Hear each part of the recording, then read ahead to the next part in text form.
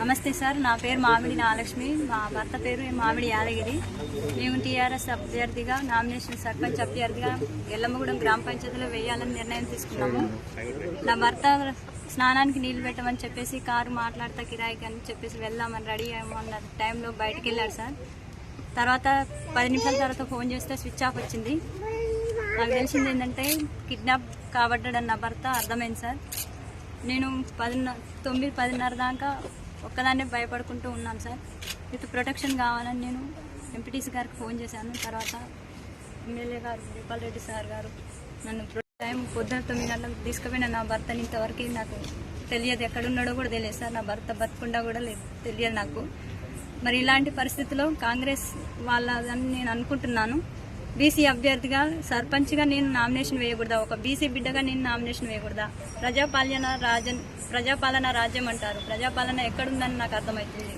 ఈ స్వతంత్ర భారతదేశంలో ఒక స్త్రీగా నేను ఏం ముందుకు పోగలను? ఇట్లా నా భర్తని కిడ్నాప్ చేస్తే నేను ఒక్కదాన్ని బయటకు వెళ్ళలేనని ఆ భర్తను కిడ్నాప్ చేయడం ఏంది? నాకు ఇలాంటి ముందు ఇంకే సమస్యలు ఏమి ఎదురైతాయో నాకు చాలా భయంగా ఉంది.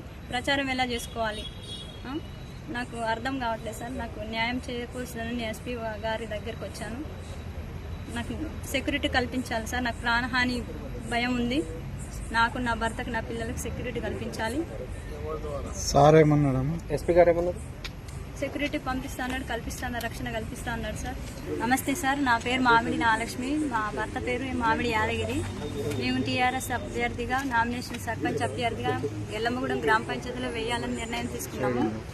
నా భర్త స్నానానికి నీళ్లు పెట్టమని చెప్పేసి కారు మాట్లాడతా కిరాయికి అని చెప్పేసి వెళ్దామని రెడీ అయ్యమన్న టైంలో బయటికి వెళ్ళాడు సార్.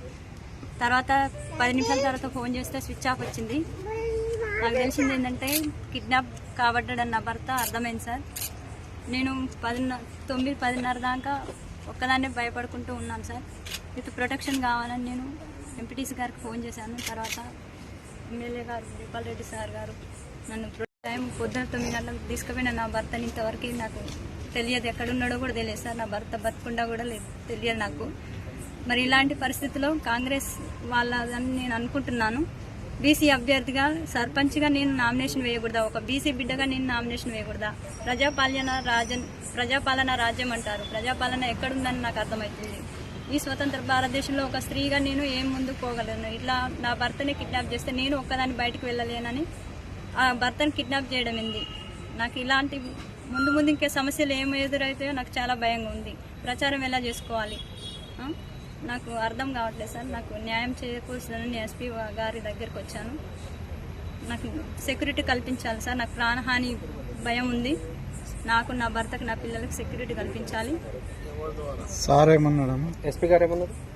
సెక్యూరిటీ పంపిస్తా అన్నాడు, రక్షణ కల్పిస్తా అన్నాడు సార్. నమస్తే సార్, నా పేరు మామిడి నాగలక్ష్మి, మా భర్త పేరు మామిడి యాదగిరి.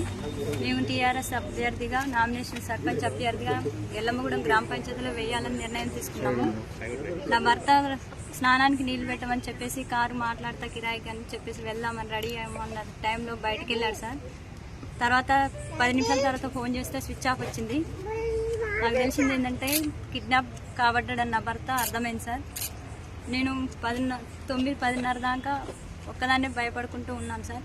విత్ ప్రొటెక్షన్ కావాలని నేను ఎంపీటీసీ గారికి ఫోన్ చేశాను. తర్వాత ఎమ్మెల్యే గారు గోపాల్ రెడ్డి సార్ గారు నన్ను టైం పొద్దున 9 గంటలకు తీసుకుపోయిన నా భర్తని ఇంతవరకు నాకు తెలియదు, ఎక్కడున్నాడో కూడా తెలియదు సార్. నా భర్త బతుకుండా కూడా తెలియదు నాకు.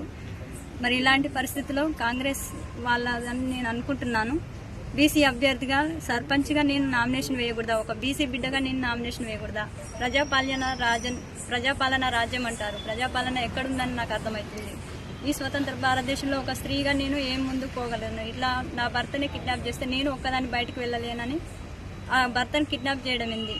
నాకు ఇలాంటి ముందు ఇంకే సమస్యలు ఏమి ఎదురైతాయో నాకు చాలా భయంగా ఉంది. ప్రచారం ఎలా చేసుకోవాలి నాకు అర్థం కావట్లేదు సార్. నాకు న్యాయం చేయకూడదని ఎస్పీ గారి దగ్గరికి వచ్చాను. నాకు సెక్యూరిటీ కల్పించాలి సార్. నాకు ప్రాణహాని భయం ఉంది. నాకు, నా భర్తకు, నా పిల్లలకు సెక్యూరిటీ కల్పించాలి. సార్ ఏమన్నాడు? ఎస్పీ గారు ఏమన్నారు? సెక్యూరిటీ పంపిస్తా అన్నాడు, రక్షణ కల్పిస్తా అన్నాడు సార్.